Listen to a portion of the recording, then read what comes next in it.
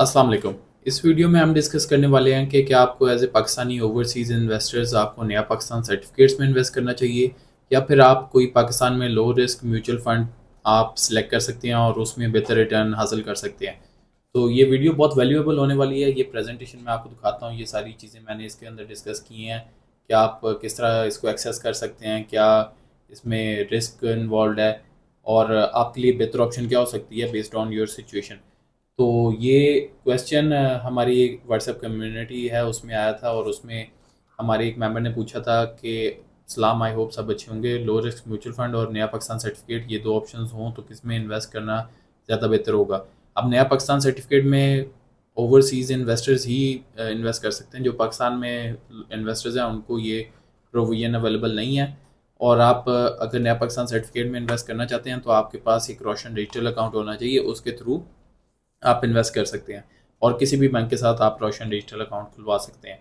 तो पहली चीज़ तो ये कि अगर आप नया पाकिस्तान सर्टिफिकेट को ज़्यादा डिटेल में नहीं जानते तो मैं कुछ चीज़ें हैं वो मैं बताता हूँ। ये गवर्नमेंट ऑफ पाकिस्तान की तरफ से एक फ़िक्स्ड इनकम इंस्ट्रूमेंट है और ये अवेलेबल है पाकिस्तानी रुपये में, US डॉलर में, यूरो में, ग्रेट ब्रिटेन पाउंड में।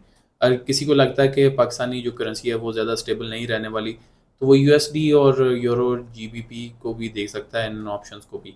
और मेजॉरिटी इसकी होती है 3 महीने के टेन्योर से लेके 5 साल तक की है।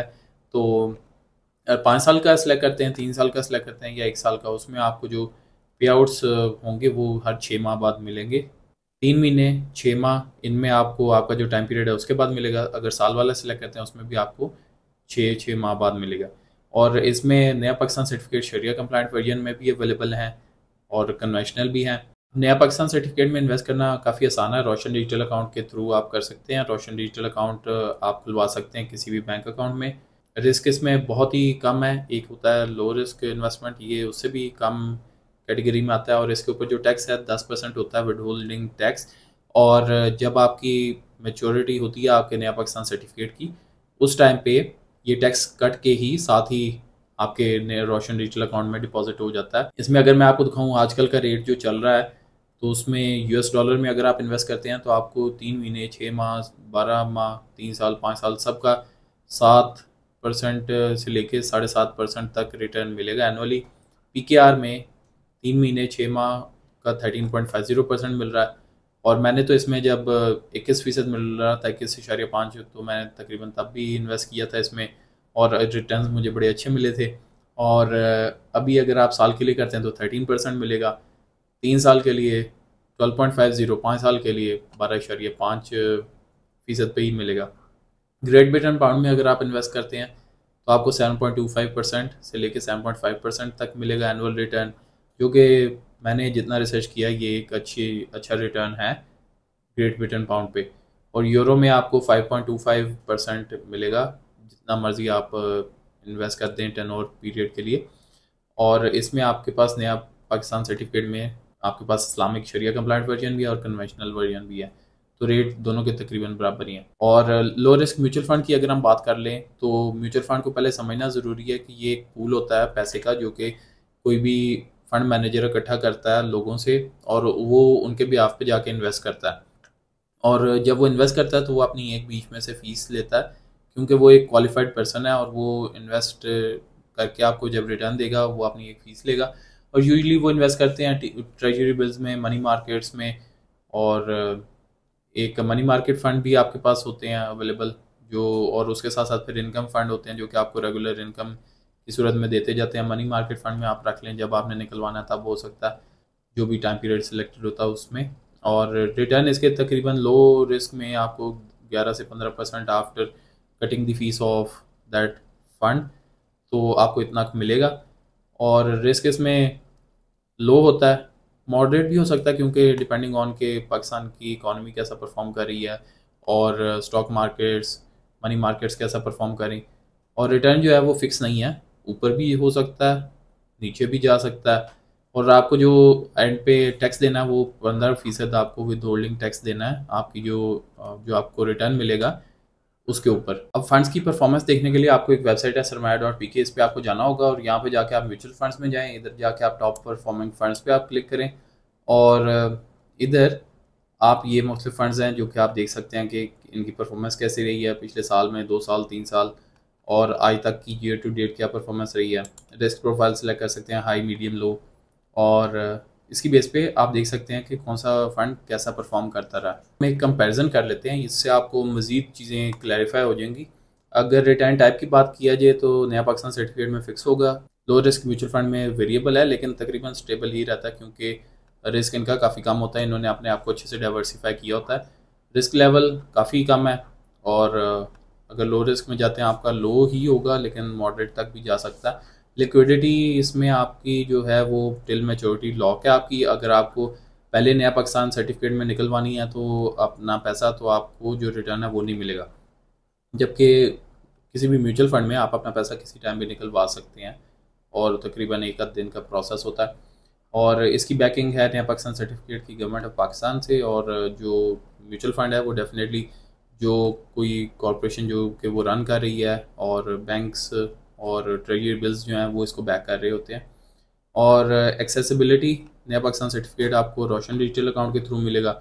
लो रिस्क म्यूचुअल फंड या कोई भी म्यूचुअल फंड, हाई रिस्क, आपने किसी में भी जाना है, वो आपको, लेट्स से आपने एमसीबी के साथ आपने रोशन डिजिटल अकाउंट खुलवाया, आप एमसीबी के जितने फंड्स हैं आप उनमें इन्वेस्ट कर सकते हैं म्यूचुअल फंड्स में अपने रोशन डिजिटल अकाउंट के थ्रू।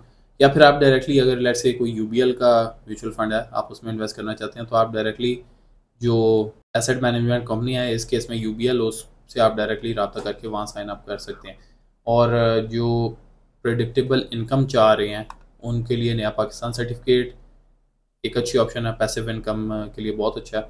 और अगर कोई फ्लेक्सिबल है, वो चाहता है कि थोड़ी ग्रोथ भी मिले, और उनको अपना पैसा जो है वो लॉक नहीं करना ज़्यादा पीरियड के लिए, तो वो म्यूचुअल फंड्स में जा सकते हैं। अब जी मैं आपके लिए रिकैप कर देता हूँ। तो नया पाकिस्तान सर्टिफिकेट आप कब सेलेक्ट करेंगे, जब आपको एक फ़िक्स्ड इनकम चाहिए, और ये आप अगर लेट्स से ज़्यादा 10 और पीरियड के लिए आप लगाते हैं अपना पैसा, तो आपको हर 6 महीने बाद मिलेगी। और आप पाकिस्तान गवर्नमेंट पे, पाकिस्तान पे आप ट्रस्ट करते हैं, और फिर ये कि आपको पैसा जो आपका है आपको ज़रूरत नहीं है कि आप उसको जल्दी निकालें, तब भी आप नया पाकिस्तान सर्टिफिकेट को कंसिडर कर सकते हैं। और अगर आप चाहते हैं कि आप US dollar, PKR, great Britain pound या यूरो में आप इन्वेस्ट करें, आप अगर करेंसी की ऑप्शन चाहते हैं, तो आपके लिए नया पाकिस्तान सर्टिफिकेट एक अच्छी ऑप्शन हो सकती है। और म्यूचुअल फंड में आप तब इन्वेस्ट कीजिएगा एज एन ओवरसीज़, अगर आप चाहते हैं कि आपके पास आपका पैसा अवेलेबल हो जब आपको निकालना है। तो लिक्विडिटी आपकी जो नया पाकिस्तान सर्टिफिकेट है इसमें 10 और पीरियड के एंड पे ही आपको मिलेगी, उससे पहले रिटर्न नहीं है। तो म्यूचुअल फंड में आपके पास जो लिक्विडिटी है वो अवेलेबल रहती है। और अगर आप ओके हैं कि आपको जो रिटर्न्स हैं वो थोड़ा ऊपर भी चले जाएं तो आपके लिए बहुत अच्छा। अगर थोड़ा कम भी हो जाते हैं तो आपको कोई इससे ज़्यादा फ़र्क नहीं पड़ता। तो रिटर्न्स में जो फ्लक्चुएशन है उससे अगर आपको कोई मसला नहीं है तो आप म्यूचुअल फंड सेलेक्ट कर सकते हैं। और ये कि अगर आप लेट्स से ऑलरेडी किसी जगह पे इन्वेस्ट कर रहे हैं और आप चाहते हैं कि आप डाइवर्सिफाई करें अपने रिस्क को, तो आप म्यूचुअल फंड्स को तब भी कंसिडर कर सकते हैं। अब मैं आपको फाइनल थॉट्स अपनी बता दूं तो दोनों सेफ़ हैं, दोनों ऑप्शंस रेगुलेटेड हैं और एक्सेसिबल भी हैं, आसानी से आप इनमें इन्वेस्ट कर सकते हैं। और अगर आपको अपना पीस ऑफ माइंड चाहिए, आप सुकून से अपना जो भी आप काम कर रहे हैं वो करना चाहते हैं, और आप चाहते हैं कि आपका पैसा ग्रो करे, तो आप दोनों को भी कंसिडर कर सकते हैं, दोनों में इन्वेस्ट करना। लेकिन अगर आप एक में करें, दोनों में करें, मकसद ये है कि आपका पैसा जो है वो फारग नहीं पार्क हुआ किसी भी जगह पे, और वो इन्वेस्टेड है और वो आपको रिटर्न दे रहा है, ये सबसे बड़ी चीज़ है। अब मैं आपको अपना पर्सनली बता दूं तो एज एन ओवरसीज़ इन्वेस्टर मैं 75% अपनी इनकम जो सेविंग्स है वो नया पाकिस्तान सर्टिफिकेट में इन्वेस्ट करता हूँ, और 25% मैं पाकिस्तान स्टॉक एक्सचेंज में कर रहा हूँ। मैं किसी भी म्यूचुअल फंड में इन्वेस्ट नहीं कर रहा, क्योंकि मैं चाहता हूँ कि मेरी अपनी लर्निंग ज़्यादा हो स्टॉक एक्सचेंज के हवाले से और पाकिस्तान की इकॉनमी के बारे में, फाइनेंस के बारे में, इसीलिए मैं खुद इन्वेस्ट करता हूँ। लेकिन अगर किसी के पास इतना टाइम नहीं है तो उनके लिए म्यूचुअल फंड एक अच्छी ऑप्शन है, क्योंकि सारी रिसर्च सारा कुछ वो ही करते हैं। और फाइनली जानने से पहले आप मुझे नीचे वीडियो के नीचे कमेंट्स में आप लाजमी बताइएगा कि एज एन ओवरसीज़ पाकिस्तानी क्या आप पाकिस्तान में इन्वेस्ट कर रहे हैं या इंटरेस्टेड हैं करने में। और इसके साथ अभी आपको स्क्रीन पर 2 वीडियोस नज़र आ रही होंगी, दोनों में से कोई भी आपके इंटरेस्ट की हो सकती है, तो किसी एक में आप मिलेंगे। Thank you so much, stay blessed.